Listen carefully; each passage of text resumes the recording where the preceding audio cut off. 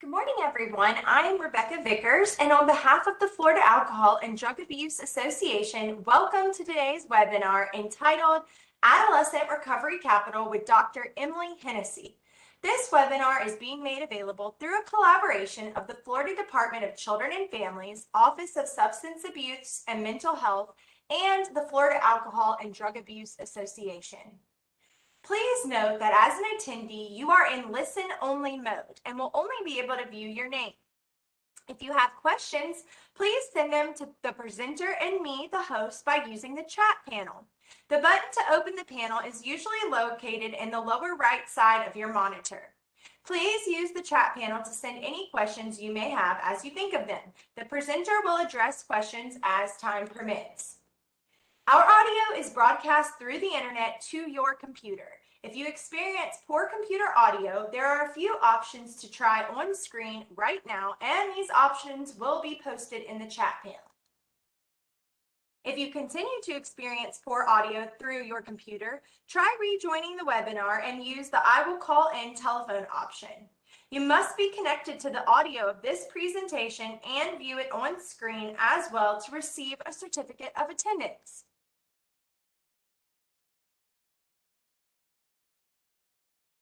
The recording and materials used in today's presentation will be available on the FADA website within 30 business days.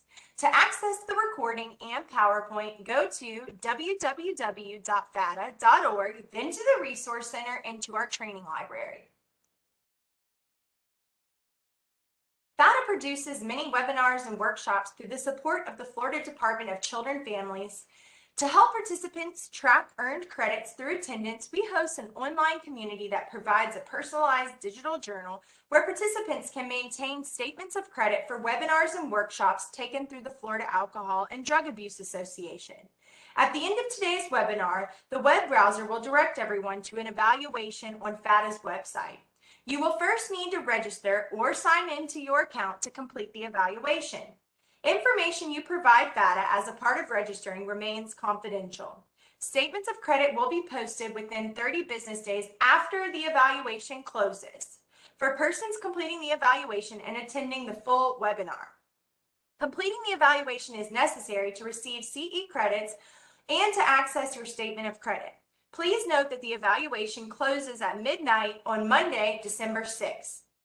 Up to 2 continuing education credits are available for participating in today's webinar for persons licensed through the Board of Nursing, the Board of Clinical Social Work, Marriage and Family Therapy, and Mental Health Counseling, and for persons credentialed through the Florida Certification Board. If you are a licensed healthcare practitioner, be sure to include your Florida license numbers for reporting to CE Broker when you register or sign in with our site. If you are certified with the Florida Certification Board or licensed outside of the state of Florida, you do not need to provide your certification number when you register with our site. Please note that WebEx monitors arrivals and departure of attendees and provides a report upon completion of the event. We are not permitted to provide a certificate of attendance if you do not attend the entire webinar, and we are not permitted to provide partial CE credit. Dr. Emily Hennessy, Ph.D., is an Associate Director of Biostatistics at the Recovery Research Institute and a member of the faculty at Harvard Medical School. Dr. Hennessy completed her Ph.D. in Community Research and Action at Vanderbilt University and a postdoctoral fellowship at the University of Connecticut in the Sharp Lab. And now, everyone, I would like to welcome our presenter, Emily Hennessy. I will turn the presentation over to you.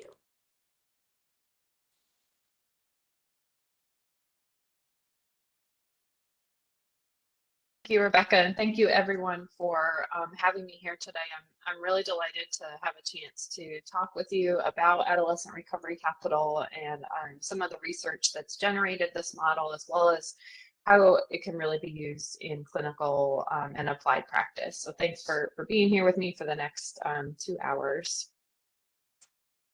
And before I dive in, I do need to acknowledge the many collaborators and contributors that have been a part of this work that kind of have led to the model and kind of informed how this model has developed. All my colleagues at the Recovery Research Institute, as well as the youth and parents in recovery that have generously given their time and committed to helping out with research in this area. I do need to disclose that some of the research that I'm presenting is supported by funding from the National Institute on Alcohol Abuse and Alcoholism. So today the talk has three primary objectives. The first is really just to describe the recovery capital for Adolescents Model and help to kind of identify the different pieces of youth recovery capital that you would expect to see in a system that supports youth recovery overall. The next objective is to describe the strategies that organizations and families can use to help build youth recovery capital by involving them in a variety of recovery supports in the community, one of those being alternative peer groups as well as recovery high schools.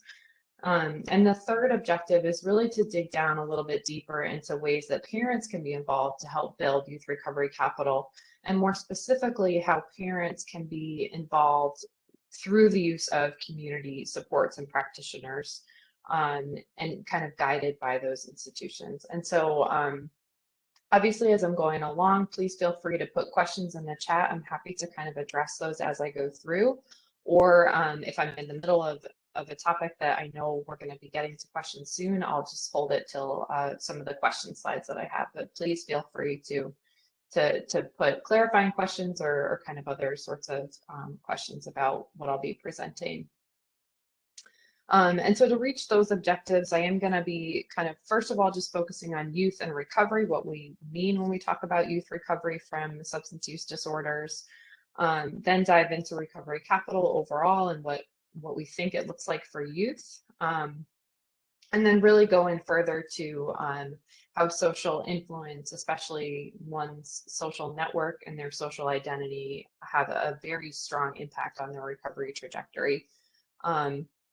And then finally, the last kind of two substantive sections are really around the settings that could be used to build youth recovery capital, and again, that strategies to involve parents, as I mentioned briefly earlier. And then finally, we'll end with a brief summary to kind of wrap things up.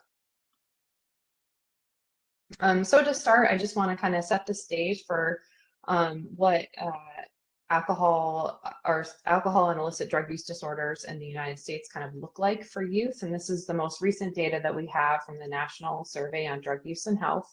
It's from 2018 to 2019. And so you're looking obviously at a map of the United States of America, but these percentages here are across all the nation, the different percent of youth ages 12 to 17 that are considered to have an illicit drug use disorder in that year period of time. And these are estimates that are fairly stable. So you can see kind of across the country, there's a mix of percentages that range from about 2.5% to nearly 5% of the population of youth that have an illicit drug use disorder. And so when I say illicit drugs, I mean an illicit drug use disorder of a drug such as marijuana, cocaine, including crack, heroin, hallucinogens, inhalants, methamphetamine, or any sort of prescriptive psychotherapeutics that were misused, such as pain pills or something like that. And when I say illicit drug use disorder for these maps, it's based on the Diagnostic and Statistical Manual of Mental Disorders, the 4th edition. And so there's kind of a variety of symptoms that would lead one to have an illicit drug use disorder based on that criteria. And so I'll just kind of run through them briefly so you can get a sense of or be reminded of what it actually means to have an illicit drug use disorder or alcohol use disorder, as I'll be showing on the next slide. And so based on the DSM-4, it could be recurrent use that leads to legal problems as a result of use of that substance, recurrent substance use in situations where it is physically hazardous for someone, recurrent substance use resulting in failure to fulfill major role obligations. And so for youth, this would be perhaps at school or in their homes. And continued substance use despite persistent interpersonal or social problems. As well, the fact that substances will be taken in larger amounts over a longer period of time than intended, so indicating there may be some desire to stop using substances, but they may have built up a tolerance or experience withdrawal symptoms when they're not using those substances. They may be spending an excessive amount of time to get the substance. They may stop important activities or things that they enjoy doing or need to do because of substance use. Or could, kind of continue using substances despite experiencing a variety of problems, psychological or physical, that are directly caused or exacerbated by the substance use. And so I mentioned all those symptoms because there's a lot, but obviously you can see that the use of substances, especially for teenagers, for adolescents, can just be really detrimental to their developmental trajectory.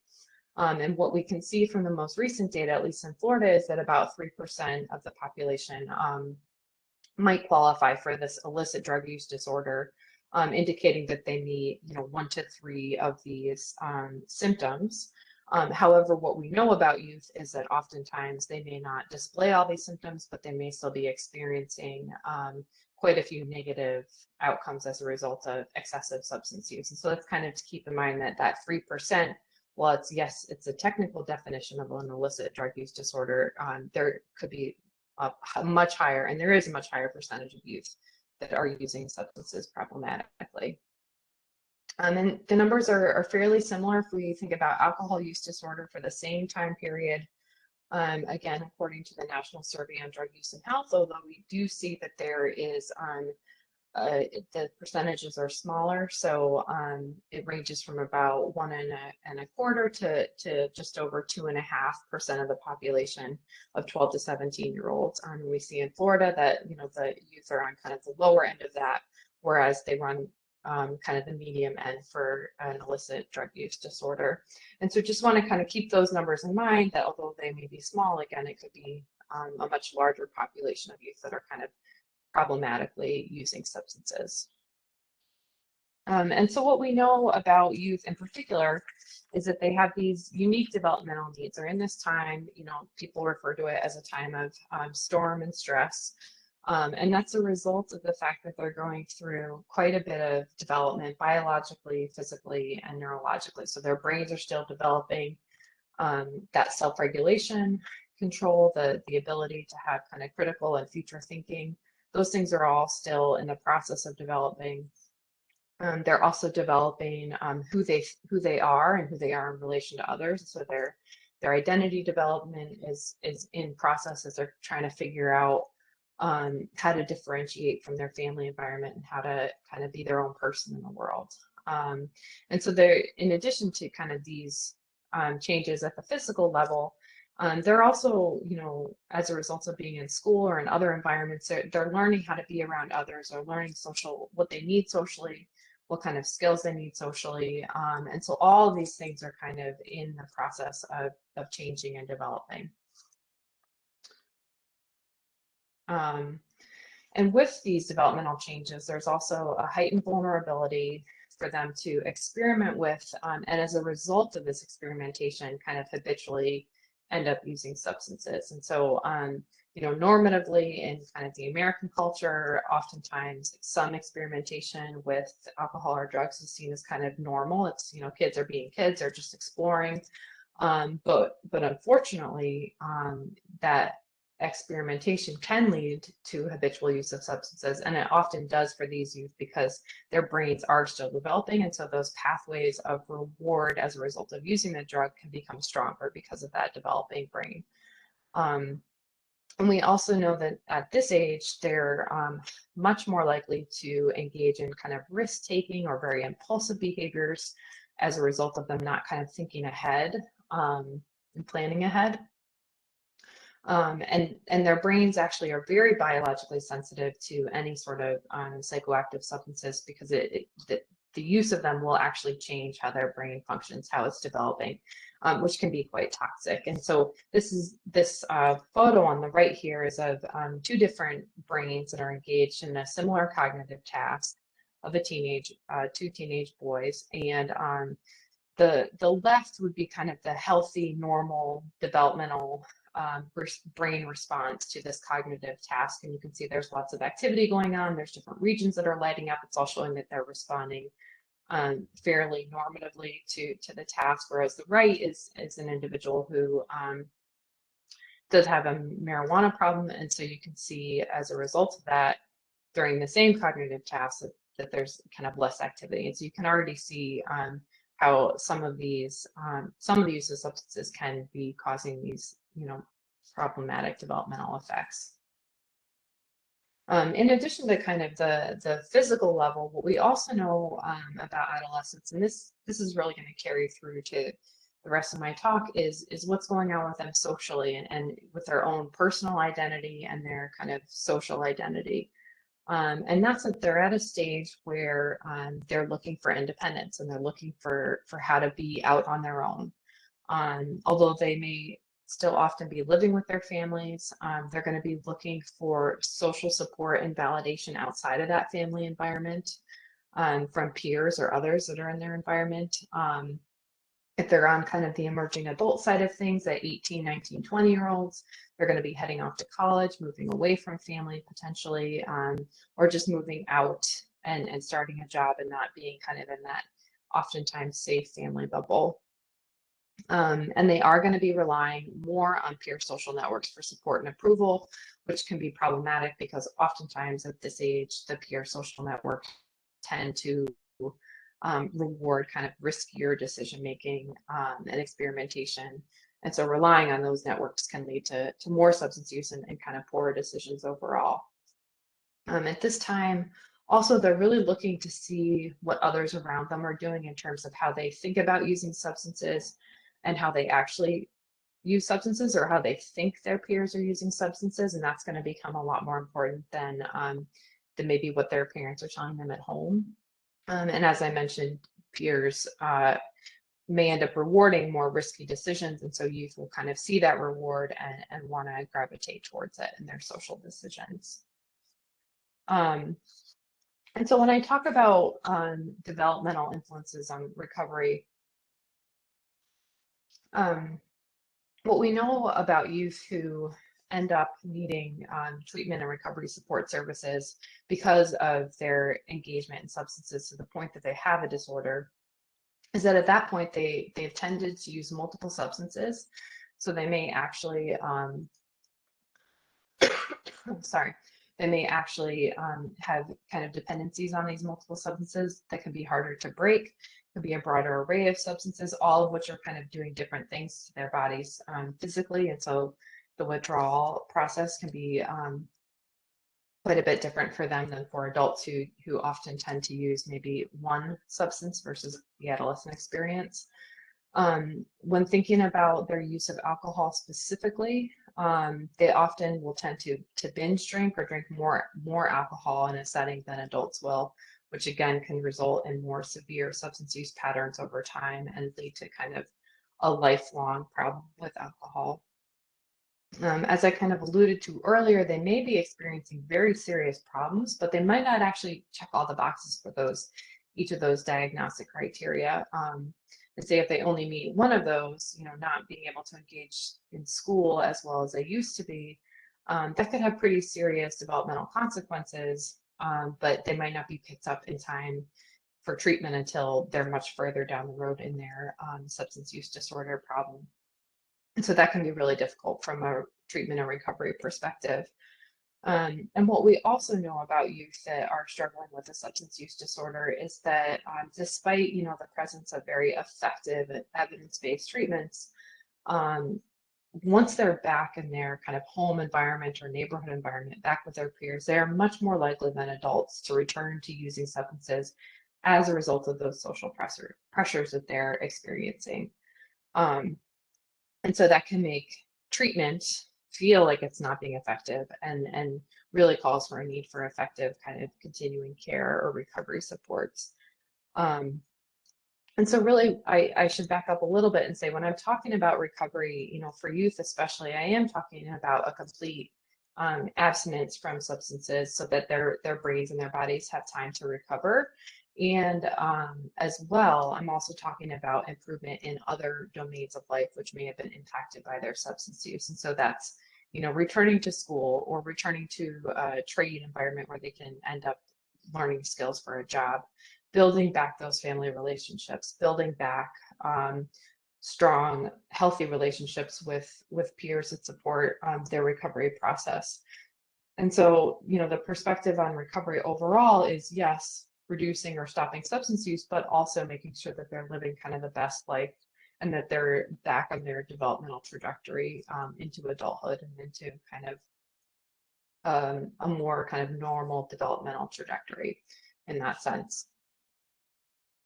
And one other piece that's really important to consider are other things that are going on with the youth that can influence their recovery prognosis, in addition to kind of those external pieces that I mentioned. And oftentimes youth experience a high comorbidity of mental health issues or adverse childhood events that kind of contribute to their use of substances in the first place, and can also really make it difficult from a recovery perspective to ensure that someone doesn't return to using substances. And so, some recent data from high school students in Florida suggests that there is a high degree of what one would consider trauma that could influence their ability to recover. And that's specifically, there's a high likelihood of parents that are divorced or separated, some of which could be amicable, some of it could be not, but either way, that would be something if the youth is going through a recovery process that practitioners and recovery support services would want to be aware of. But then there's also issues such as, physical or substance abuse in the household, which could be really problematic for youth who are maybe using substances to cope, or they see that others in their family are using substances and don't see it as much of a problem. As well as some other more kind of serious problems, 17% experiencing emotional abuse, 10% physical abuse, 6% sexual abuse. Those are all big red flags in terms of a propensity to use substances in the first place, but then also that can really get in the way of a youth recovery process. And so I mentioned that just to kind of be set the stage for when I'm talking about these other resources and supports. They all kind of have to work together so that not just the substance use is addressed, but also the ability of the youth to be able to cope and kind of move through some of these other traumatic experiences so that they can successfully kind of recover and live their best life.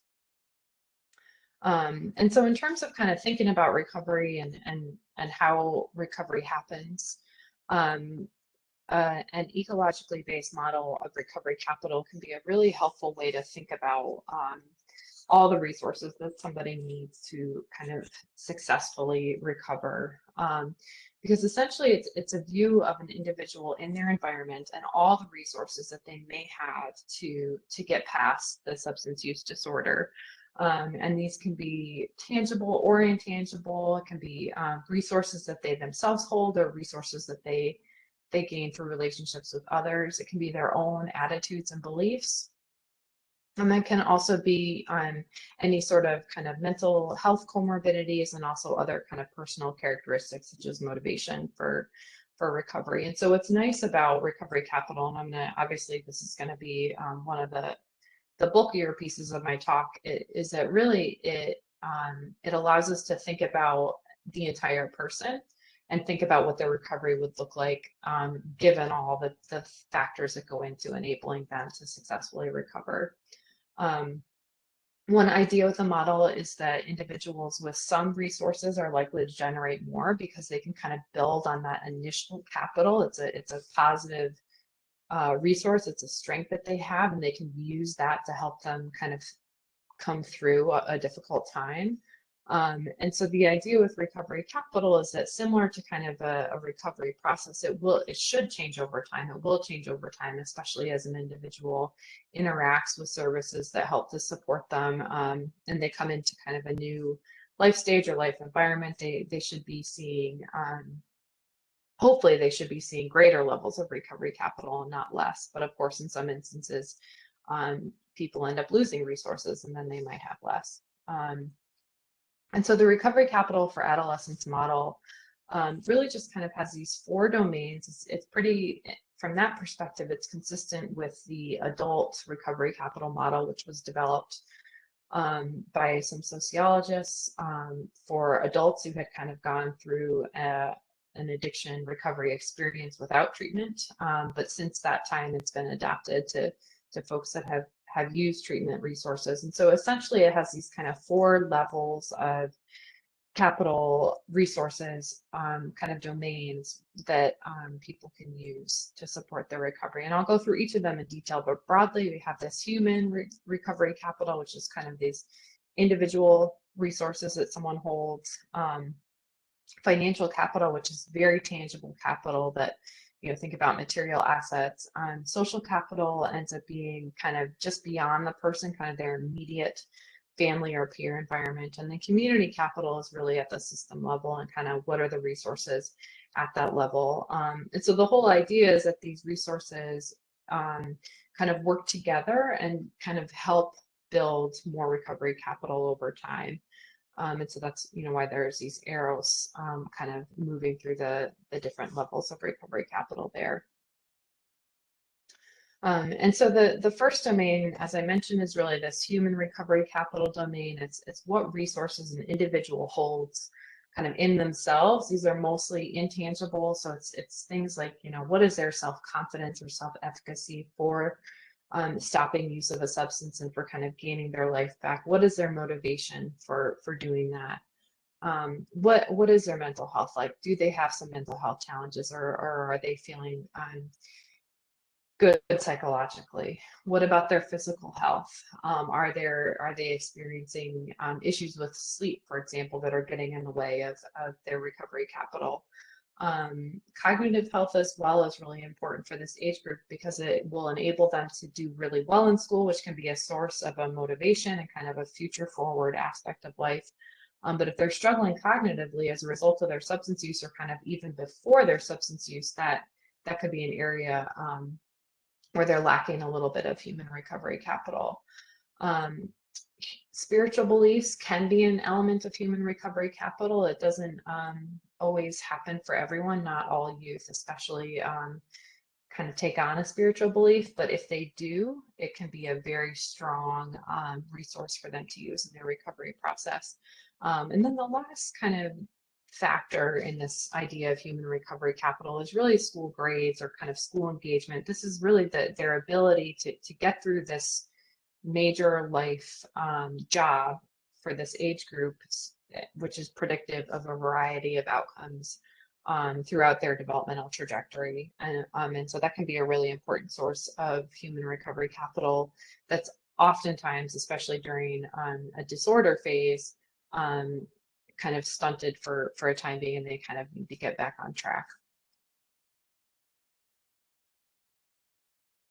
Moving on to financial recovery capital, if we were talking about this for adults, we'd be talking about, what's their earning potential? Do they have a job? That sort of thing. Of course, for youth, it's a little bit different because oftentimes they're still kind of in that family or caregiver or home environment.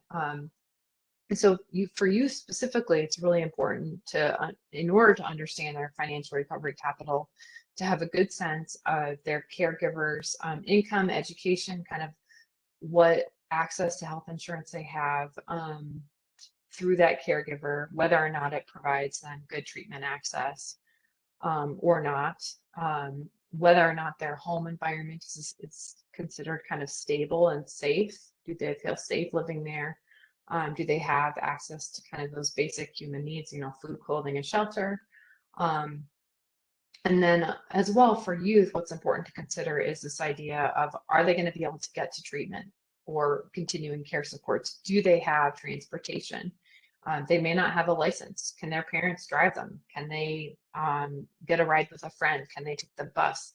Those are very tangible material things that without which their treatment and recovery efforts might not actually be successful. And so it's kind of important to think about all these different aspects, because you can have great treatment or great recovery supports, but if the youth can't access it, then it's not really a source of capital for them for their recovery process. Social recovery capital, as I mentioned, is kind of that next level up it's all those important relationships that a youth has, some of which may have been damaged during their substance use disorder kind of process. And some of that will be maybe they were building those. Maybe they didn't have some of these in the first place. And so it's actually looking for other places where they can develop supportive friends who are supportive of their recovery, of them as kind of human beings, and friends who are kind of helpful in the sense that they're committed to their friend being sober and that they're not using substances around them and not talking about using substances, which can be really hard to find for youth at this stage of life oftentimes. The other piece of social recovery capital that's important for youth is this idea of having a really supportive family who is able to take the time to bring them to their treatment, to their meetings, and also offers, warmth and positive supportive parenting as well. And so having a sober home environment is a really important aspect of social recovery capital, as well as access to developmentally appropriate groups where youth can kind of build these positive relationships by doing fun things, by doing things that they would enjoy doing at their age, and just having fun outside of substances. So whether or not they have access to those activities is going to be really vital to building that social recovery capital, because when they're having fun and they're meeting people, then they're able to kind of build those stronger bonds that could potentially carry them through their recovery process. And so the last kind of piece of the model is really kind of bringing it out to a broader systems level, community level perspective, and considering what's available in their surrounding area to support their recovery from a programming perspective. Do they have access to someone who they can look up to as a recovery sponsor, a recovery role model? Are there groups that are specific to them that meet their kind of recovery needs and help them build that social recovery capital, like alternative peer groups, or young persons meetings, or recovery high school? For older teenagers, it will be a collegiate recovery community at the college that they choose to attend if they do that. And so that's a big piece of community recovery capital, is having kind of these visible supports in the community that say, yes, you are welcome in our community, recovery is welcome in our community, and this is, we're going to support you in building this new social network. And so the other piece of that that's important to think about is really at the community level, what is the kind of culture around recovery and having a recovery identity or having a sober identity? Is that viewed positively in the community, or is that viewed with stigma? And then the other piece is really just the availability of substances in the community that they're living in. If they see it everywhere, if it's kind of a normative part of the culture, then that's going to be much harder for them when they're going about their day-to-day, living back at home, kind of back from treatment. And so those are kind of the pieces of community recovery capital that can then drive further recovery capital if they're present in a community. And so before I go on to the next section, I did want to leave a little bit of time for questions. I know that's a lot of talking about the model and recovery capital, and I wanted to make sure that it was clear before I moved on to the next piece.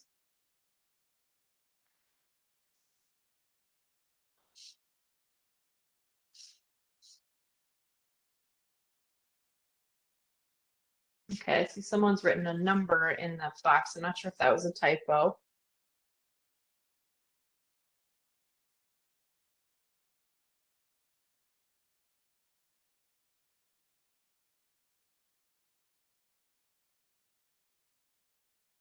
Okay, well, it doesn't look like anybody has questions. Thank you for the positive comments. That's really nice to hear. So I will go on to the next section, which dives further into social influence and social identity. But of course, please feel free to put questions or comments in the box, as we're moving through this section. I know there'll be a break after this section, but I do want to make sure that I'm answering questions as they come up. So, what I've talked about, kind of alluded to quite a bit, and definitely highlighted in the recovery capital model is the importance of social influence. And so there's a theory, the social identity theory is kind of what drives the thinking behind why social influence is really important. And so there's kind of three aspects to thinking about social identity theory that I'll go through. And so the first is kind of basic, and if you think about it, it makes sense. I mean, this social identity theory is for everyone, not just adolescents, but it's especially kind of integral to their developmental experience. But basically, the first piece of social identity theory is that every day and all throughout the day, we are constantly dividing the world, the social world, into categories. And so you see people, you see groups of people, and you either feel like you belong to that group, or you feel like they're kind of another group and you kind of other them. You say like, oh, that's not who I am. This is who I am. And so we're constantly doing that throughout the day. We're constantly using this social categorization as a way to kind of make sense of what we see going on around us. Um, and so the other piece that goes with that is in that process, you're constantly making social comparisons. And so all of us kind of want to have a positive social identity. You want to feel good about yourself. You want to feel good about yourself around others. And to do that, you're often making these comparisons between yourself and other groups, that other, group, and the group that you belong to, or the group that you want to belong to or see yourself as a part of. And so ideally, as you're moving through the world and you're seeking this positive social identity and you're making these comparisons, you're making those based on how you see people like acting in the world. And so the kinds of behaviors that you see them engaging in, the kinds of ways that they're having conversations, those are all ways that you clue into what a group is and whether or not you're a part of them, and why you might not be a part of them. And so based on that, the social identity piece of all this is really, you've been doing the social categorization, the comparison, and then you're kind of forming the social identity. And the important thing about a social identity is that it's different from your own personal identity, and that it's how you think about the world around you and the groups around you. But it's also really important kind of developmentally, because it tells you who you are in the space of others, and it gives you a sense of certainty, self-esteem, and meaning, and it helps you kind of navigate a social space. If you take on a certain social identity, you kind of know what's expected of you by that social group that you're identifying with. You kind of have a sense of, these are the things that they value, this is what's important to them, and this is how they act out what's important to them. And so by taking on that social identity, that's really how you decide you're going to move through the world with that group. And what I should say too, in terms of a social identity, is that you can have kind of multiple social identities if you're parts of different groups. Now, oftentimes you wouldn't have two identities that are in direct conflict with each other, but you could kind of take on more of one identity or less of an identity depending on the group that you're with. And so really at the very base of social identity development is this idea of that I am who I am because we are who we are. And so it's a sense of like, you are who the group is. And so for youth, this can be very difficult. I've included this kind of poster on the side. It's from kind of a college environment perspective, what I really learned in school, the big shots on campus. And so obviously this poster is kind of emphasizing the partying nature of some colleges and universities, and this idea that, when you're not in class, you're kind of engaging in substance use. And for some youth, they're going to look at that and they're going to go, that's not me, that's not my experience, I don't know anything about that college experience. But for other youth, they're going to look at that and they're going to see that that's the norm, and they're going to see others around them that engage in that behavior, and for them that's the norm, and that's who part of their identity is going to be. And so that's where some of the social influence literature suggests that, some of the substance use behaviors, even if a youth already has a substance use disorder, by being around other folks who engage in these behaviors, it can drive them to more substance use and to kind of further their substance use problem. And so bringing back in kind of the recovery capital perspective, obviously as someone's moving through their social world, they have all these recovery capital resources, and then they're going to have some barriers to their recovery process. But there's been some work done about, what really happens to one's social network if they're going through the recovery process and they're ending up kind of on the side of being in stable recovery, which, according to some folks is about 5 years in one's recovery experience. It takes about 5 years. And so the idea is really that as someone is in their active use or their dependence phase, what they have is, multiple kind of groups that they're a part of, that they feel a part of, but they're the group of folks that they are with that are considered using or using substances. They may spend a lot of time with them, but they're really exerting a high influence on their behaviors. And while they have kind of membership in groups that aren't using substances, that membership is not going to hold as much weight as that using group is. And that's kind of in the active use phase. Then say they go to treatment, they come out of treatment, they're in this kind of more early recovery phase.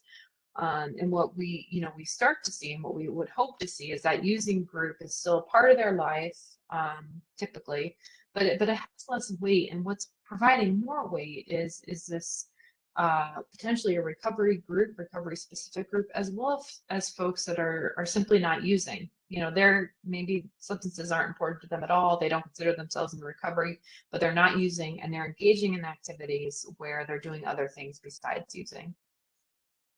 And then finally, what we would hope to see in the social network change is eventually where these non-using and recovery groups become much more important to the individual, and they still are going to be around other people that are using. They may still be parts of those groups, but that's going to exert much less weight on their social identity and ultimately their behaviors as a result of that social identity. And so this is kind of the proposed model of what should happen to one social network change if recovery is going to be successful. I think the literature has definitely shown that this is more typical. It's less typical to have someone that kind of is in stable recovery and ends up having that using group with such a strong influence. At kind of the individual level now, if you think about how this social network change could translate into one's identity, the other thing that's been proposed is how their identity actually kind of changes through this process. And so obviously at the very beginning, we see that maybe there's some loss of a positive identity as they're engaging in a lot of substance use to the point of dependence, and maybe they take on a negative identity, or maybe they just have this identity of, yeah, like I use substances and I'm fine with that. But ideally at some point in this process, what we'd hope to see is that they take on a recovery identity, and that's an identity that aligns itself with not using substances, and that again has kind of this positive and aspirational identity in life. And so, there's been some debate about what this might look like and what it might look like for youth. And so I think one of the things that's important to kind of to think about in terms of talking about identity change is that youth might have a hard time thinking about themselves in recovery or in recovery for life. And so while this can be an important identity shift in that they're kind of identifying with non-using groups, they may not want to take on a full, recovery, I have that in quotes, identity. And so, some previous research that we've conducted with youth, here's a few quotes from teenagers. And at the beginning, this you says, before I thought it was kind of cultish, kind of like a cult kind of thing. It just kind of freaked me out. He's talking about being part of a 12-step program recovery group. And so for him, that was a barrier because he saw that recovery group and that recovery identity as something that was so foreign to his teenage experience that he didn't want to be part of it, and it kind of drove him away. And so that was a barrier to his getting involved. And eventually he did get involved. But kind of knowing this up front is that this recovery identity, there has to be something there for youth aside from just stop using drugs, stop using alcohol, because they may not align with that totally. And we see another young man who he's getting started in the program, and he says, and the first thing I asked him was, does this program have anything to do with God? And the staff member said, we'll get to that, which, he felt meant yes. And so he was like, F this, and just walked out, because he just couldn't, didn't want to take on that spiritual identity, that spiritual belief. And so that again can be a struggle for youth as they're getting engaged in the recovery process. And we see one final young woman who she's talking about going through the 12 steps of recovery process, and she says she's had to do them so many times because she's gone back to use so many times. And in her experience, she was just trying to write down stuff that she thought the staff member would want to hear because she did not want to surrender. So for her, and we hear this also with other young people, the idea of giving something over to like a higher power, or saying that it's their substance use is out of their control, that's actually very difficult developmentally for a teenager to talk about. And so I bring all this up just to kind of situate it, in that it's important for them to take on these social groups and new social identities that don't involve substance use. But at times it's going to be a hard sell. And so some groups have done work to try to get around that, which I'll be talking about in a little bit. But it's just kind of important to be aware that just bringing someone into a recovery identity isn't necessarily going to be compelling for young people. And so, it's also important as well, I think, in that some of the treatment and continuing care community that folks recognize that some youth aren't going to stay in recovery their entire lives, and some might. So this young man, he says, he's really saying, I do need to stay in my recovery identity, and he says it's imperative that I continue to take my medicine. That's how he thinks about his recovery efforts. I don't really have the option not to anymore, and I've come to kind of believe that any decision not to take my medicine, like do service work, community service work, go to meetings, is pretty selfish. It's a pretty big disservice to Alcoholics Anonymous, which he was a part of, and the alternative peer group should be like, I'm not going to help you anymore. So from his perspective, he did take on that recovery identity, and he wanted to kind of continue in that. But then we see there's another perspective from a leader of an alternative peer group, who's worked with hundreds of youth, and he very specifically was talking about one instance where he's talking about a youth, and he says, I'm not sure he's going to need the 12-step adult community the rest of his life. So this, recovery supportive community. He says, we discharged the kid to the football team. He switched high schools. Now he's graduating. He's off to university without this ongoing continuing care support, and he's done really well. And so I think part of that philosophically was just getting away from that mindset where it's a pickle or a cucumber. So what I say is they may be sitting in the vinegar, but that doesn't make them a pickle yet. And so what he's really emphasizing here is this idea of that, yes, of course, in the moment, we need youth to stop using substances, and we need them to be committed to their sobriety.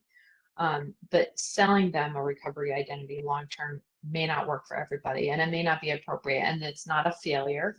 But it's situational. And so that's just kind of something to keep in mind as we're talking about these different elements of recovery capital for youth.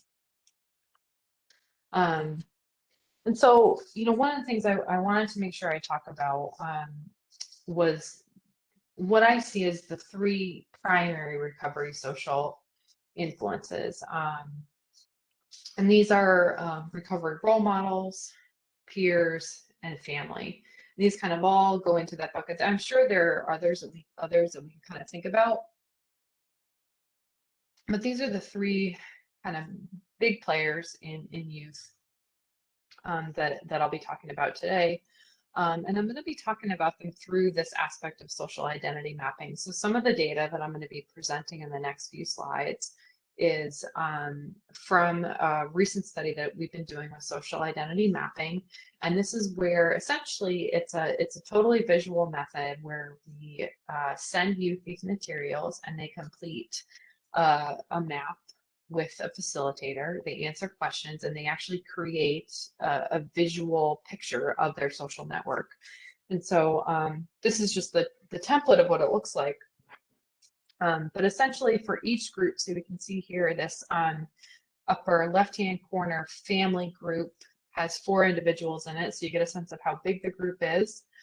We also ask them to put how many days they spend with them, how much they identify with that group, and then the colored dots in the middle are represent the level of alcohol use in the big dot, and little dots for that person represent the level of illicit drug use or substance use. And so we ask youth to do that for each of the groups that are part of their lives. They name the groups themselves, and they do the dots themselves. And then we also ask them to draw a series of lines that indicate conflict. So the jagged lines indicate a lot of conflict, and the kind of squiggly lines indicate a little bit of conflict, and then commonality. So how much they feel like they have in common with, with each of these groups, and how much the groups have in common with each other. And so, we've started using this map as a data collection tool, but we're also thinking about using it for intervention purposes. But so I wanted to kind of introduce this, because then I end up asking youth a series of questions about their maps to kind of get them thinking about, what are the influences in their lives from their social networks that they see as important or not important, and what does that look like for their recovery process. And so, sorry, no problem with the slide advancement there.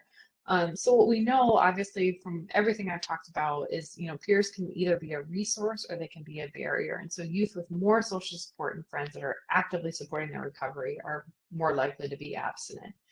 As one young man has said, it's really hard for kids my age to get sober, and no one else is sober or even tried to get sober. So he's really recognizing the fact that culturally, to be in recovery is a really difficult thing. It's a hard thing to wrap your mind around. It's a hard thing to find other people that want to be like you and that you can form a group with. And so he actually is part of an alternative peer group.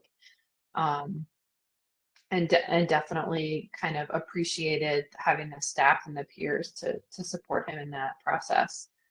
But we also know that peers can be a barrier, and so that's something that is definitely part of the maps, which we'll get to in a moment. How peers are a barrier, but oftentimes that happens in the school environment, that they end up going to treatment and then back to the school where they met their drug dealer.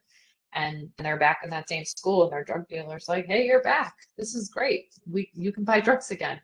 And so peers definitely can be a big barrier, and that's certainly what we see with some of the mapping data anyway. And so this young female had done the mapping process and then kind of stepped back and reflected on it. And the colors on her map, and she says there's just like a lot of yellow, which means like a lot of casual use. And I don't know, I feel like I knew it, but seeing it, I'm like, it's really a lot of, yeah, there's only 2 that I didn't put with the yellow dots. And obviously she's saying, church friends and the recovery school, that's obvious. Those aren't going to be places where she has access to use, but like everywhere else, it's like there's such easy access to me continuing to use. And so she is kind of recognizing as a result of this map, wow, the alcohol use is just everywhere, and it's just kind of casual, and I could just, have a drink whenever I feel like it, basically because of this. And she went on to really talk more about her friends and her family. And she says, her best friends are a good recovery support, but it's complicated because they understand and they want to help. But she can't tell them don't drink just because I don't drink, and they're always going to let me drink with them. And so she's kind of recognized she has these great relationships with her best friends, but they're not helping her recovery.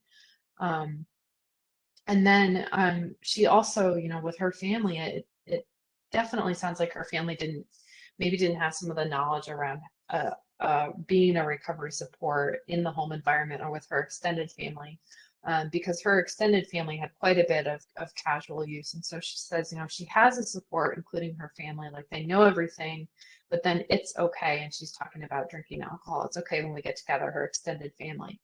And she says, like, we kind of minimize it. So I can't really say that they're my supports because they just do what I do. So she's having to minimize it and make drinking okay in every situation, when in fact she's feeling quite vulnerable and quite like she's not feeling supportive in this process.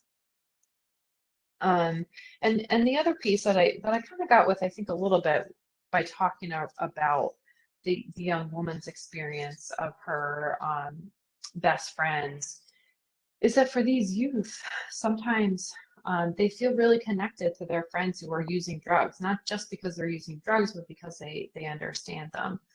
Um, and so this young man was saying, you know, a few of my friends that are drug addicts, like it's not that they influence me to do it. It's just, I guess it's me hanging around too much and seeing it. Because yes, I'm in recovery and it's hard, but he also wants to help them at the end of the day. And so he really saw remaining in those relationships. One piece of it was for him to kind of help them, but the other piece, as he goes on to say, is that he feels more safe.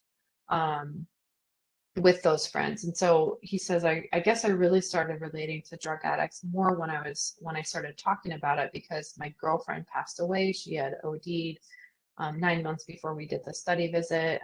And he realized that it was really only those folks that he talks about as being drug addicts, but his friends who were using substances the way he was, they really understood that she had a problem, and other people just blamed it on his girlfriend. And so he felt this connection with other people because they'd had this shared experience, and that can be really hard to break for teenagers because they have that relationship, that bond, even if it's built out of a negative experience. But that for them is that connection, and so just like kind of pulling that away from them makes it very difficult for them to cope, especially for this young man having his girlfriend pass away.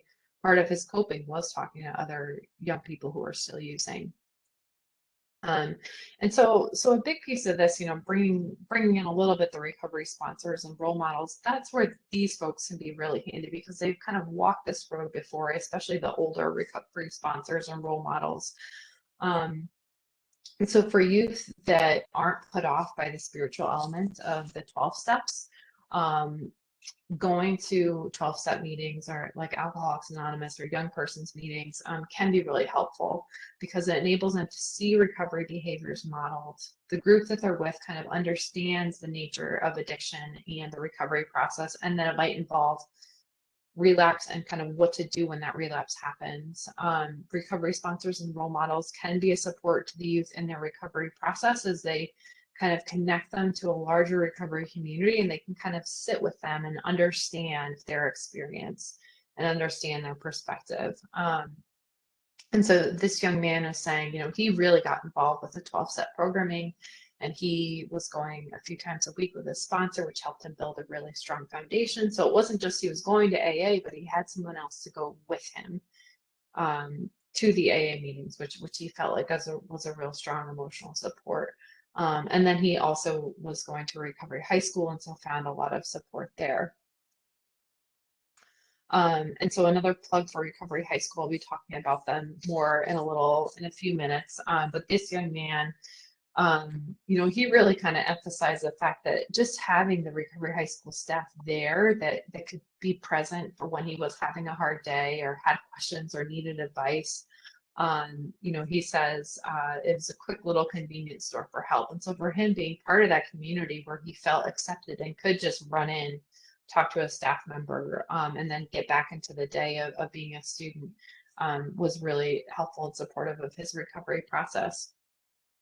And then another young female, who had done the math and kind of reflected on it. She's talking about eventually she's graduating, and her Recovery High School was a group on her map. And so she recognizes, she wants to keep them in her Recovery High School for her life. She says, people I have on there are like the teachers or the principal, and they've been instrumental to my recovery, to my success. So she'd want to keep them in her life. And so just to kind of emphasize that there's all these different pieces that are important to consider about the recovery process when it comes to youth and the social influence. And so I'll be jumping into these settings, Recovery High School specifically, and I see someone mentioned that we have 3 in Florida now, and yes, you do. It's very exciting. I notice you also have an alternative peer group, and so I'll be talking a little bit more about those after the break. And I know it should be time for a 5-minute break in a minute, but I wanted to go back briefly because I was noticing in the chat that there were a few questions. So I wanted to just address those quickly before the break. Someone asked if we typically use the same tools for recovery capital scale for youth as you do adults. It's a great question in terms of measurement. The answer is right now we have to, because there is no recovery capital scale specifically for youth. That's something that I'm actively working on developing. The traditional kind of measure of recovery capital is 50 items. It's kind of long, and it doesn't capture all the pieces of the RCAM that I talked about earlier, and so that's something that we definitely want to work on. But certainly thinking through some of those domains, capturing, making sure to capture kind of their level of internal resources and motivation and those external supports, as well as their access to larger community level supports, would be important to have on such a scale. And so that's something I'm going to be working on developing soon.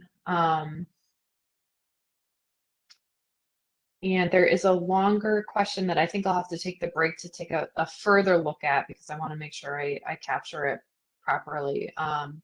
So I will take us into the question slide. I think, Rebecca, I think now might be a good time for a break, and then I can take a look at those questions. Excellent. So we'll go ahead and take our break now, and we'll meet back at 11:05.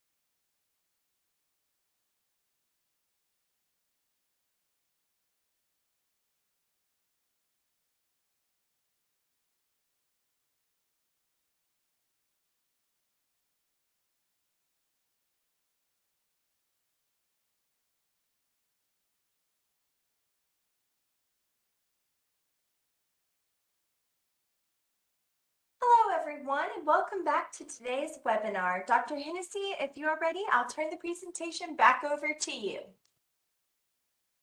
That sounds great. Thank you, Rebecca. So before I jump into the next set of slides, I wanted to make sure I talk through some of the comments and questions in the chat. So we have one group who's talking about implementing use of recovery capital to inform the recovery planning process in Florida, which sounds so exciting. Their initial implementation is using the peer specialists to facilitate recovery capital in a recovery planning process. And so their question is, can you share any insight into how recovery capital interacts with clinical treatment services? As they often see recovery-oriented interventions and approaches remain static among peer services as an adjunct rather than integrated in the continuum. And it's a great question. It's something I've been struggling with recently as we're kind of bringing this recovery capital approach into the drug treatment court systems. And so, a few things. I think oftentimes people are already doing a lot of recovery capital. They just don't talk about it in that way, or it's not systematized in that way. And so one tool that can help with that is a tool called the RCAP. It was developed past few years as a way of taking the idea of recovery capital and taking the recovery capital scale and actually being able to use it in a way that could inform clinical care planning and kind of treatment planning. And so it's called the RCAP. I think it's actually kind of initially integrated into some systems in Florida, I will say. And I'm using it now in a study that integrates it into the drug treatment court services. And part of that work is really bringing in the RCAP as a way to supplement the existing work that probation officers in the system are already using with their clients, but using the output of this to really inform ways to increase client linkages to external services and increase their motivation to build on their existing level of capital. And so it's the idea of kind of identifying where are their resources, their internal resources, what sort of external resources do they have and what sort of gaps are there, and how can those be bridged so that the client can actually build their own recovery capital through the supportive structure of the system that's in place. And so I suppose I could send out some more information about the RCAP kind of after this call, but I will say it's an important question, and it's I think difficult to systematize without a tool like the RCAP, and so it's certainly a great question. And then I have another question with someone who's working with adolescents ages 13 to 17 at a IOP level facility, and noticing that young people's meetings are often a little too old to send a 14-year-old in to build sober friendships, and that totally makes sense. The question is, how do you navigate sending a 14-year-old into a meeting with 20-year-olds? And I think that's a really it's a really important question. It's something that really drives another question, which is, what are the sorts of support, sober support that we need to build for 14-year-olds, for younger adolescents, because oftentimes that those older meetings, they're not going to connect in ways that the 20-year-olds are going to connect. They're kind of thinking about life events and developmental transitions from very different perspectives. And so where are the supports for that 14-year-old? And I think some recovery high schools, if they're available, are a great alternative, or an alternative peer group if they're available in the area.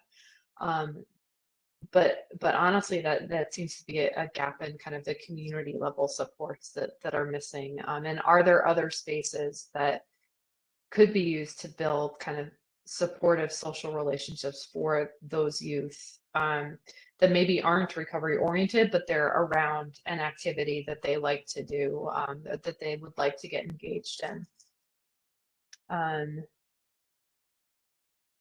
Okay, just reading through a few of the other comments. It's very exciting to hear There are 3 recovery high schools already, and they're hoping to open 3 more this school year, so that's awesome. Someone else has a question about whether or not recovery high schools are free or insurance based.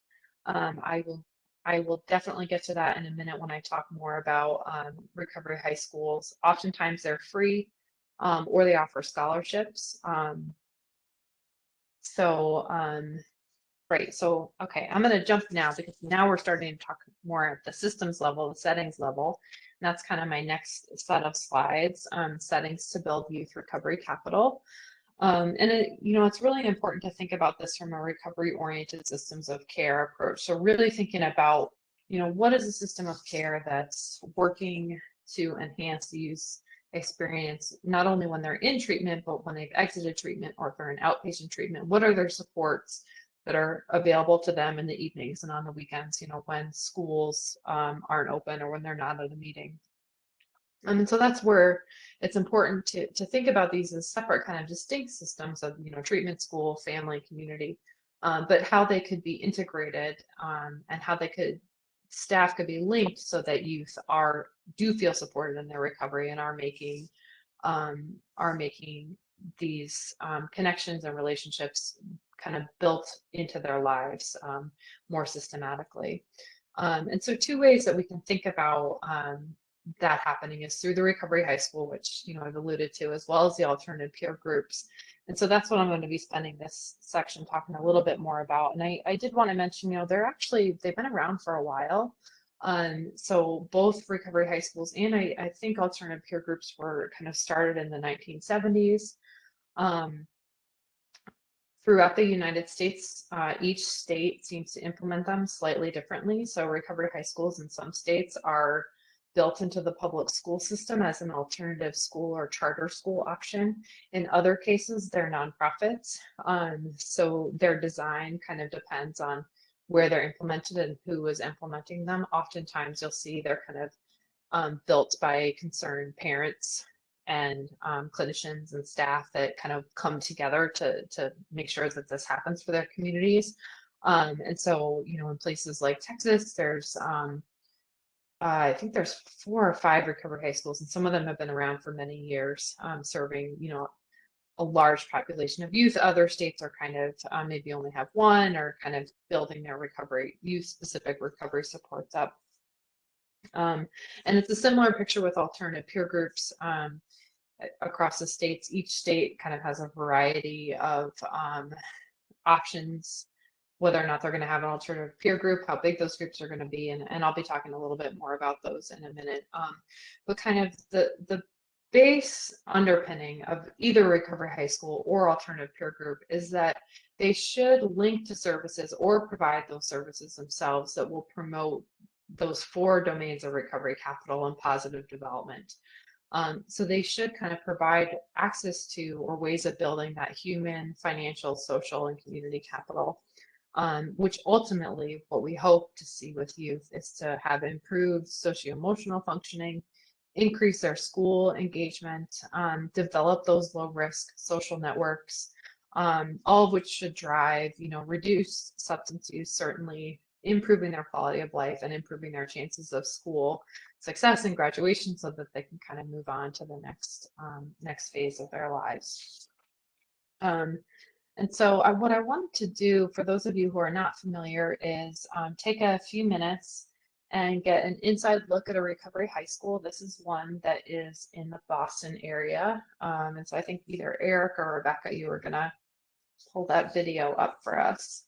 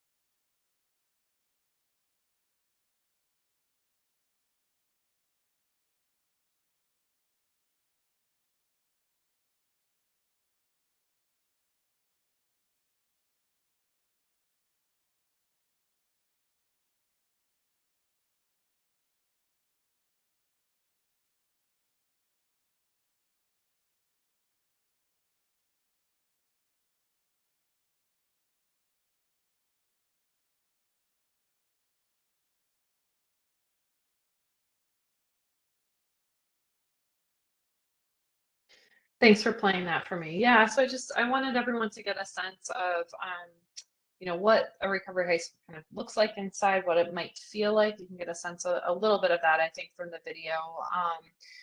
Before kind of jumping into the more standard, what are they and what do they actually entail? So there's kind of these three main components of recovery high schools.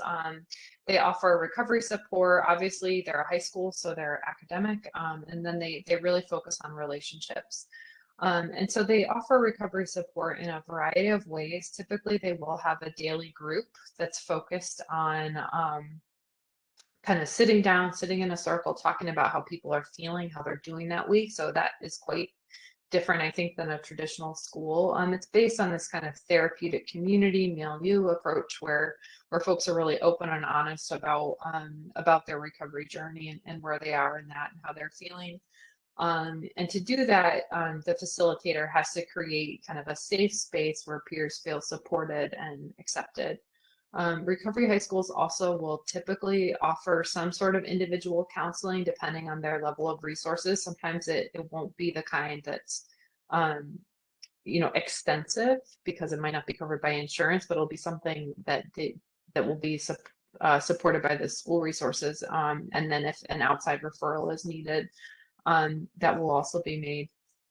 And then they also typically link youth to outside meetings, so any sort of recovery support group meetings that are going on in the area that youth can attend, when they're not in the school environment, to kind of continue building that recovery community. And that's typically a very active, assertive linkage to those meetings.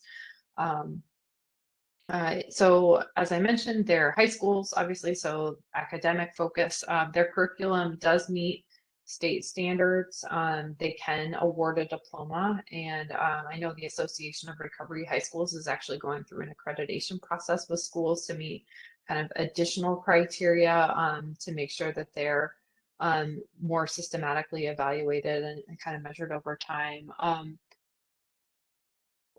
Knowing that youth are oftentimes entering a recovery high school having some gap in their education or being behind, there is often one-on-one support that's provided for youth. And then another piece of the academic learning environment is that there is some aspect of kind of experiential or community service learning, so that youth are like getting out there, sorry, and doing learning, not just at a desk, but kind of like out there in the greater world with the school. And so the other piece that's really focused on in the recovery high schools are building relationships. So bringing support to families. Some of the schools actually involve having the parents be part of certain activities or mandate that they check in with the school at certain times. So there's a certain degree of kind of monitoring with the parents that goes on.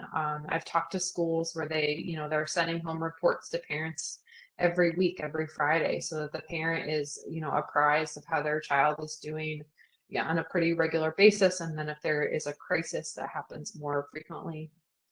And as I kind of mentioned with the recovery support piece in the daily group, the idea with a recovery high school is really creating this new peer group for youth where they feel accepted, and they feel part of that new sober group environment, where they're learning together and they're kind of building relationships through that learning environment.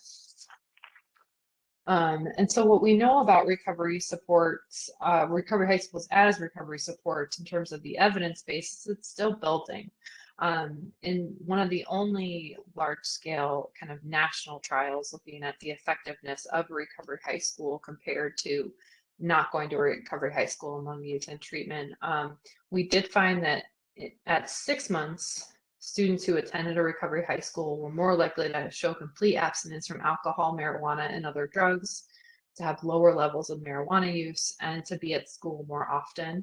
And then actually both groups of youth did show improved mental health symptoms, demonstrating that perhaps the schools, beyond just providing that substance use recovery support, also provided support for their mental health kind of conditions.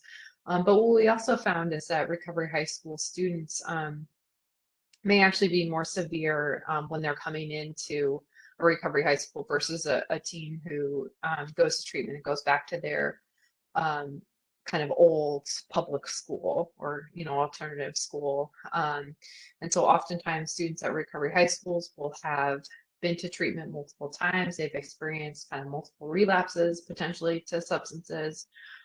They may have more severe mental health symptoms, and they may also have more involvement with the criminal justice department. And so that's kind of important to know if you're thinking about being a part of a recovery high school, or building one, that it may serve this more severe population. And cost benefit analysis found that because of these additional supports and services that were in place, there was an increased cost per student. So the schools did cost more, but overall it was a good return on investment in that the quality of life and the disability, the adjusted disability life years, really spoke volumes for the effect of the schools on the youth, and that it was a good investment in the youth. And so that's a recovery high school kind of quick 1,000-foot view of recovery high school. And I did want to show you another video. This one's a little bit longer about the alternative peer group, but I think it's worth it because it dives a little bit deeper into all the different ways an alternative peer group can work to support a youth in recovery.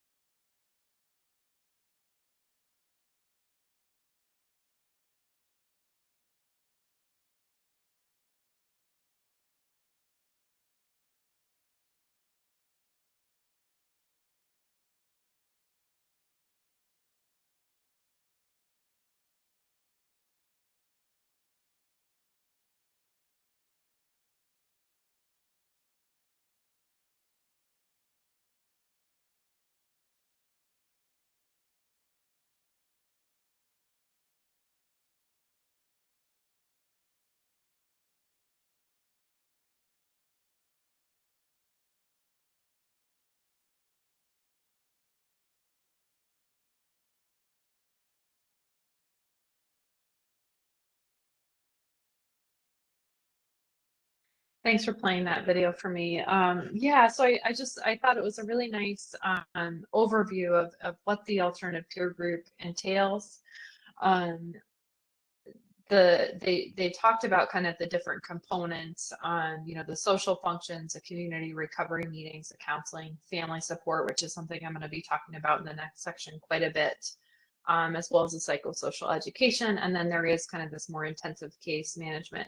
And so the idea with the alternative peer group, kind of the base idea is just to establish these new social networks for youth, with the understanding that teenagers want to have fun. They just want to have a good time. Sometimes they want to take risks. Are there ways to have them have that experience of doing fun things, of getting their adrenaline going, of feeling like a teenager without using substances? And if so, can we build it in a safe environment for these youth while valuing and modeling recovery for them? And so they have kind of these 5 group norms. It's that, you know, recovery needs to be like enthusiastic. It has to be fun for people. Youth need to feel unconditionally accepted. And so a big part of that is, you know, the adults that are, and the young adults that are kind of staffing these groups are really making that a space where that happens. Authenticity, so youth feeling like they can be themselves and be true to themselves and also be accountable to themselves and to others. And when things happen, having the integrity to say, you know, yeah, I was feeling really down this weekend. I ended up using, like, what are we going to do about it? How am I going to get back into the recovery process again? And, you know, how can this group support me in that process?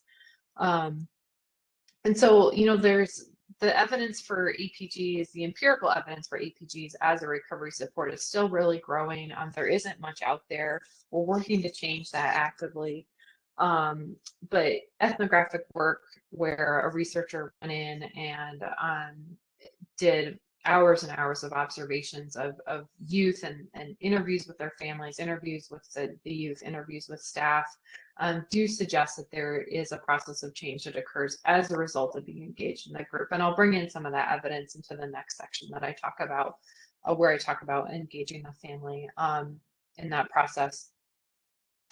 But before I do, I did want to highlight the recovery high schools and APGs that are in Florida. I was, you know, really delighted to find that there are 3 recovery high schools kind of spread out across Florida. And so the River Oak Center was developed in 2014. And that was one of the ones that was developed by parents and experts kind of coming together to develop this group, this school.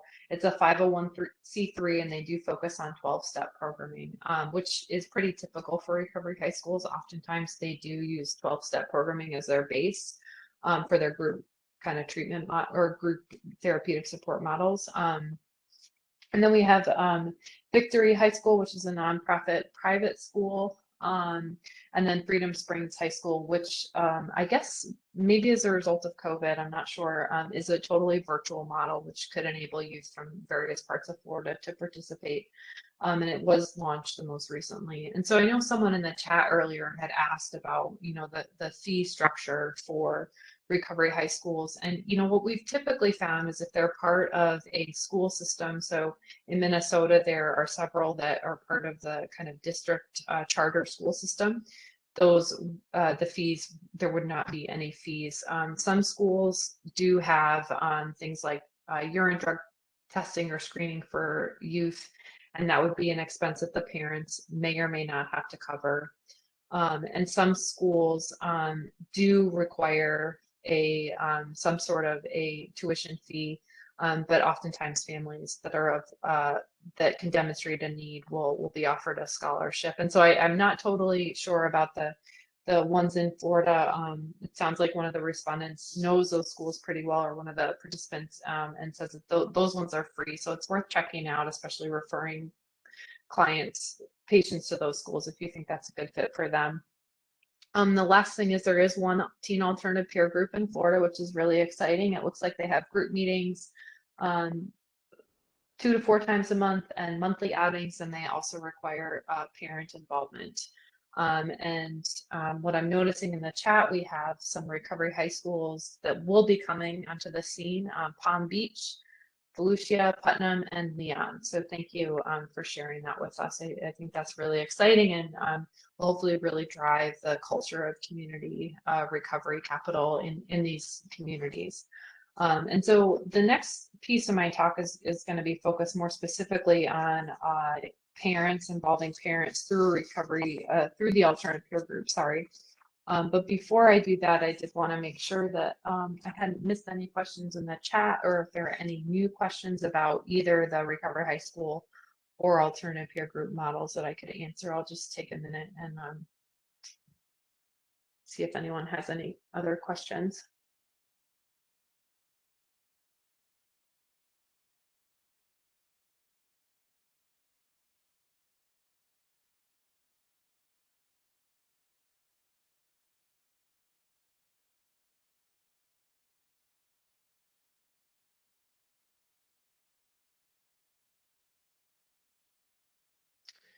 So someone has asked about connecting collegiate recovery communities and, sorry, I'm not sure what PMAs are, but collegiate recovery communities to this talk, and that's a great question. So essentially, a collegiate recovery community is a community that's in a college environment, and so it's kind of recognizing the fact that oftentimes youth who are in recovery or youth who have a substance use problem end up in a college environment and don't have a sober community.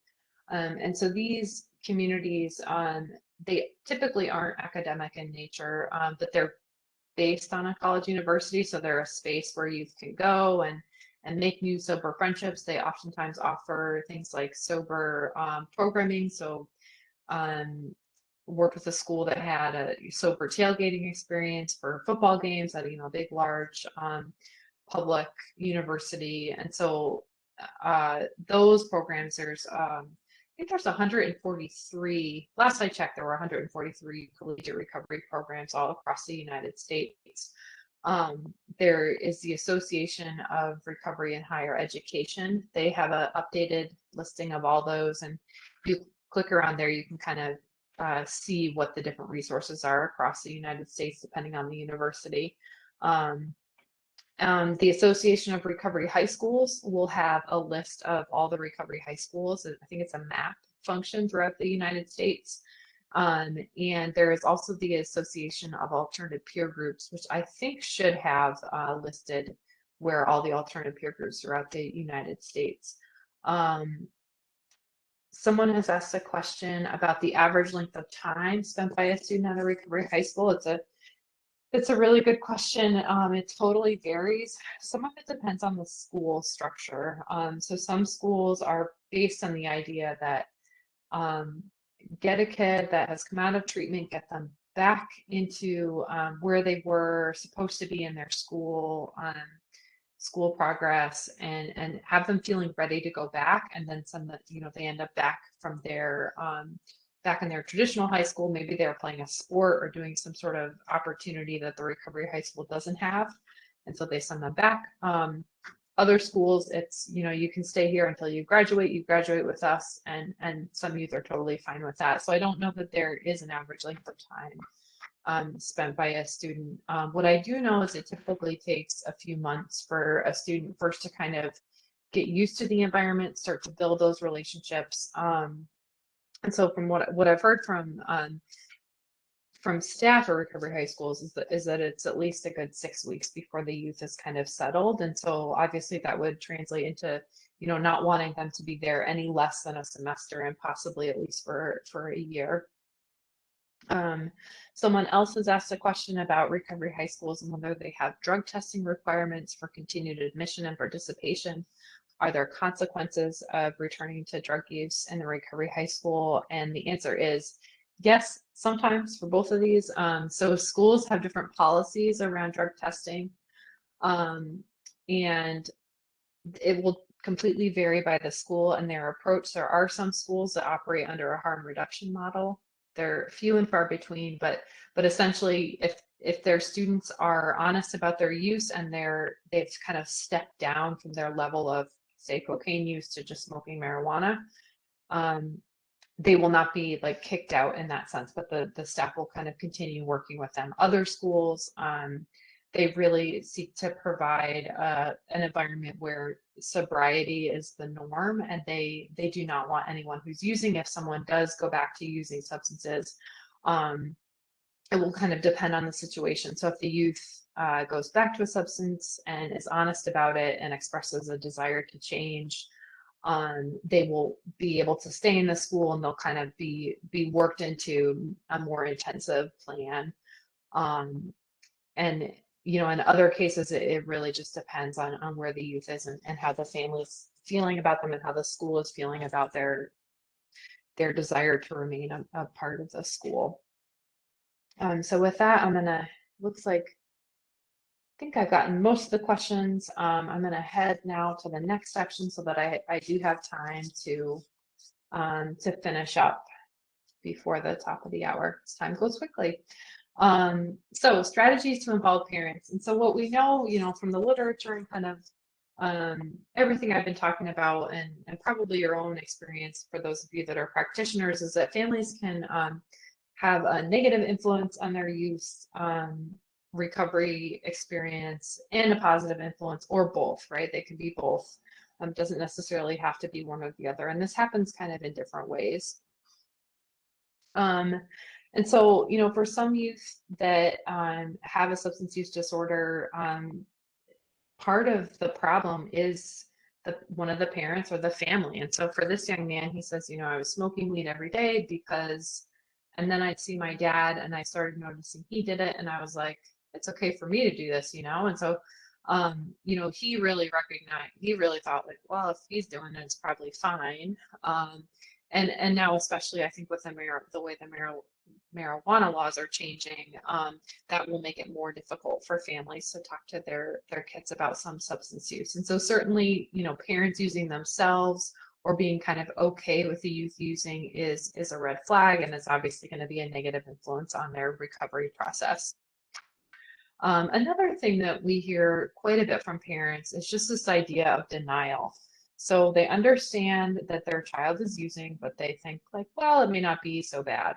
So this father, he was kind of reflecting back on his daughter's recovery process and kind of the initial phases. And he says, I think a lot of it for me was just cutting through all the denial and just kind of figuring out, this is serious stuff. And I knew it was. She'd disappear for 3 weeks at a time, and you wouldn't know where she was. But at that point, you start to think, well, it's just she's young. So he's kind of like writing it off to her just being a teenager. But finally, in this case, police get involved, and like he said, it starts to get real serious real fast. And so oftentimes for parents, in the place of a practitioner kind of telling them that this is a real red flag and a real problem, it may take the police getting involved for them to start realizing that actually there is a problem there that needs to be addressed. So denial can get in the way of even the best, most well-meaning parents. Another factor that can be a barrier to the recovery process for youth is obviously, just having strained relationships. And so this family had gone through a crisis, and for this mother, she's really just realizing, she says, my family had to be forced to sit down and look at the fact that we thought we were surviving and moving on, and what we were doing was just living in our own bubble, each of us in our own bubble in the same house, and just going through the motions from one day to the next of living. And we know now how bad it was. We didn't. I don't know. Maybe I'm the one that didn't know how bad it was. And so some of it's remembering, sorry, kind of way back at the beginning when I showed those numbers of adverse childhood experiences, that the parents and families are coming into a situation where their child has a substance use disorder, potentially with quite a bit of their own baggage and their own kind of family environment where things have not gone well, and they're dealing with some of that themselves, or maybe they're not dealing with some of that themselves, and that's contributing to the problem. And so that can be another factor that kind of influences this recovery process for youth. And so what I wanted to highlight really for you all here today is just how involvement in the APG specifically may help to address some of those barriers or some of the negative influence of the parent, if the parent is willing to be a part of their child's recovery process. And so what we propose here is essentially this model, this idea of how an APG and participating in an APG not only leads directly to youth building their own recovery capital through their direct involvement with sober and supportive peers and sober and supportive role models, but also through the parents' involvement can build a whole separate set of recovery capital that ultimately feeds into the youth's development of their recovery capital.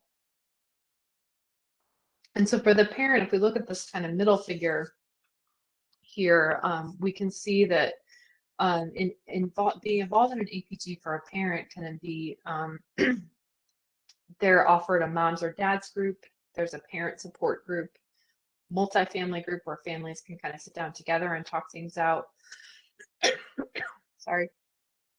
APG social events, and then parents are often asked to work through the 12 steps on their own, whether or not they feel they have a problem with the substance, just kind of the philosophy of the 12 steps. And so what we found through interviews with parents is that these activities together can do several things.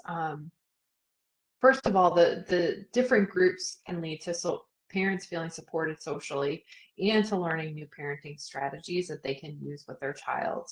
The APG social events can help them build a different kind of social support with their child, one where they're kind of having fun and not just talking about being in recovery.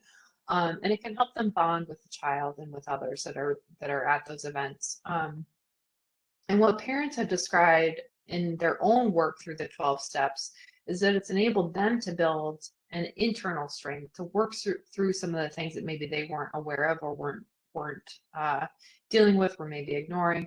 And it will also help them better understand the process that their child is going through. And so what we've noticed is through this participation of parents do get involved with all these events through the APGs is that the parent is learning and changing themselves. And they're also figuring out how to give back their child some of the control. Because what typically happens is they realize their child has a problem, they send them to treatment, they kind of take over, and they try to fix everything, which can be problematic when you're dealing with a teenager who's trying to come out of the family and individuate.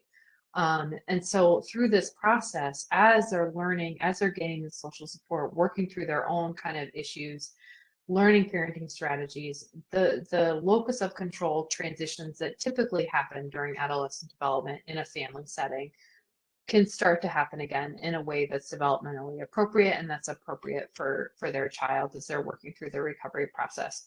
And so what we found is that this ultimately leads to a family environment that's highly structured in the sense that children and their parents know what to expect. The parent feels supported through the APG. They've learned these new skills for parenting, not only a teenager, but a teenager in recovery. And they've created this like new relationship with their child. And so there's a couple key aspects that the parents have discussed as being important to this process. And so one piece is really for the parent to be the one to initiate the process and to be the force for that child, to be the parent and the leader, and say, you know, in this case, this is a mom talking about initiating the process with her son, and he said, you know, I just really don't think I want to go back to that place and be around those people, the people like that. And she said, you mean the people like you? He didn't have an answer for that. But I said, you know, we just have to go. Our family's a mess. So in this case, and in other cases of the parents that we spoke to, it really was that the parent had to initiate. They had to say, we need to fix this, and here's how we're going to at least start to fix it. But just doing that is not enough. It's not enough to just start the process and then sit back and say like, okay, you do your thing. I'll be here when you need me. As this mom recognizes, like her child, even though she said, you're doing this, her child was definitely not ready when she came in.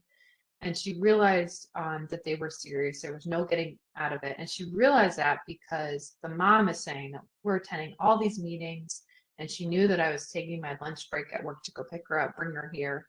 So there was that external pressure. And then as a result of that external pressure and kind of feeling forced to go, as this child got engaged with the group and started connecting and listening to the stories, that's where she became the one that decided, okay, I want to go. I want to be a part of this.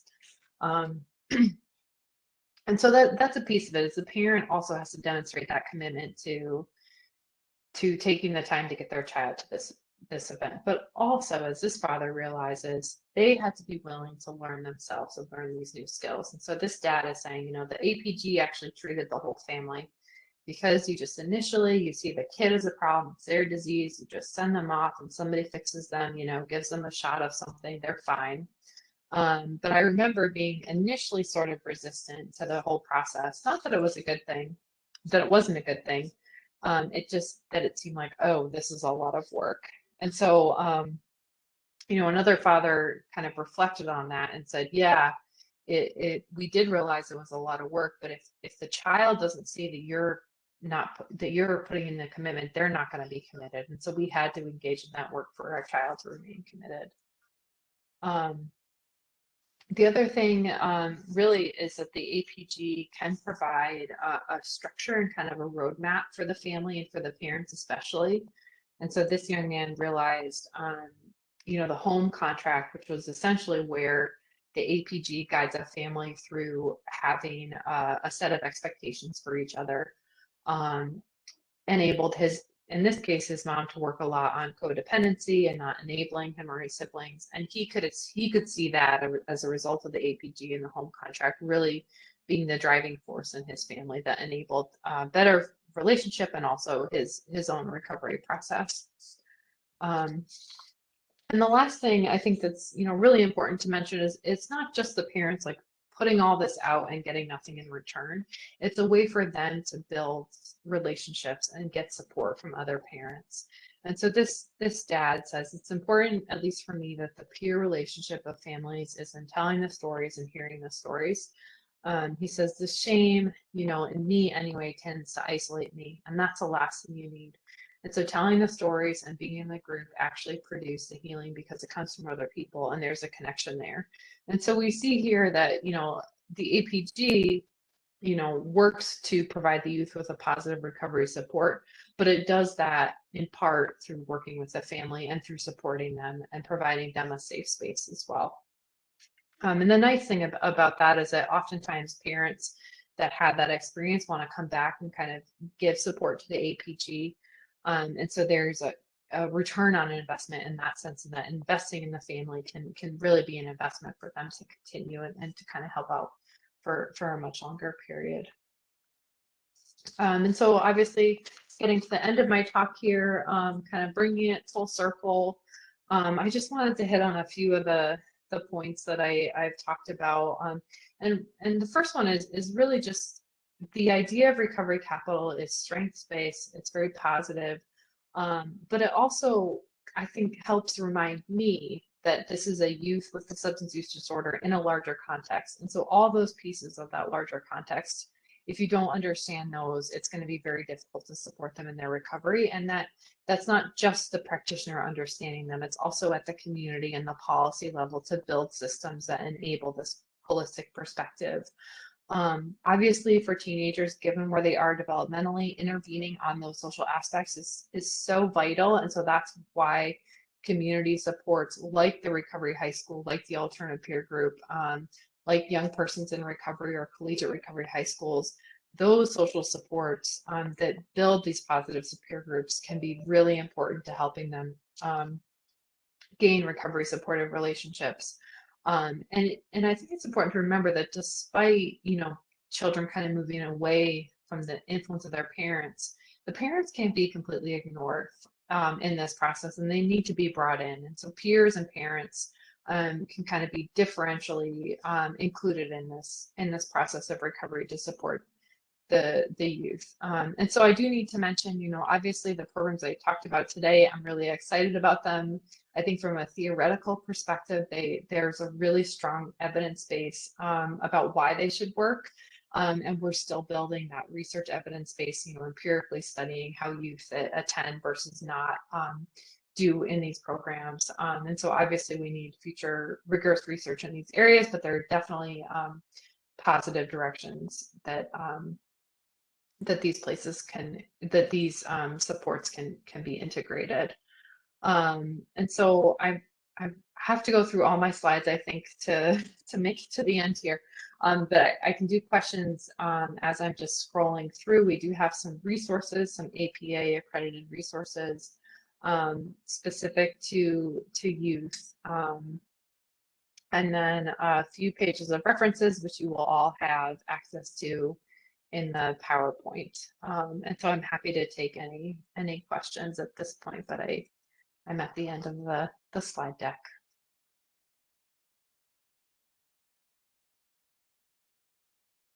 And I see Rebecca has put a link to today's evaluation in the chat as well. So just a reminder to complete that.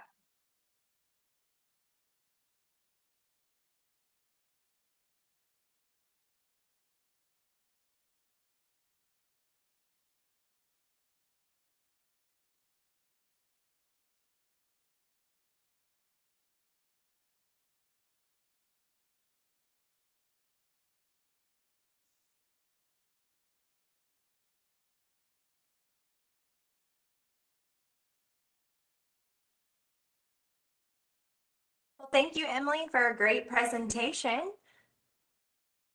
Thank you, Rebecca. I really appreciated all the questions and comments.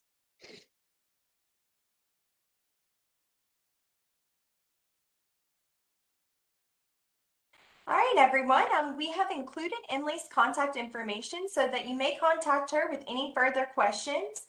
Emily, we really thank you for all the work you put into today's webinar and all the valuable information that you shared with us today. Please see the chat panel for a link to today's survey. Additionally, when I conclude today's webinar, your browser will take you to an evaluation on FATA's website. If you want to receive CE credits or a statement of credit for this event, please complete the evaluation. You will be prompted to register or sign in to complete the evaluation. You can register as a visitor at no cost. For CEs to be reported to CE Broker for Florida licensed healthcare practitioners, you must provide an accurate Florida Department of Health license when you register or sign in. After you register or sign in, you will be directed onward to the evaluation. Please use the same email address you used when registering for today's webinar through our WebEx link and when you set up your profile in FATA's system. This helps connect your attendance and your profile.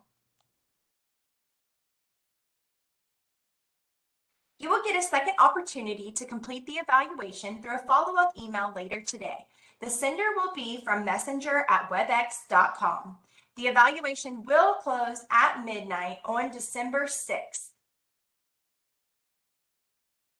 We do not email statements of credit. Instead, after we verify attendance and completion of the evaluation, a statement of credit will be generated as a journal entry within your profile. Thank you for participating in today's webinar. We'd also like to recognize and especially thank the Florida Department of Children and Families, Office of Substance Use and Mental Health for funding today's education. Have a great rest of your day and please hold for the evaluation.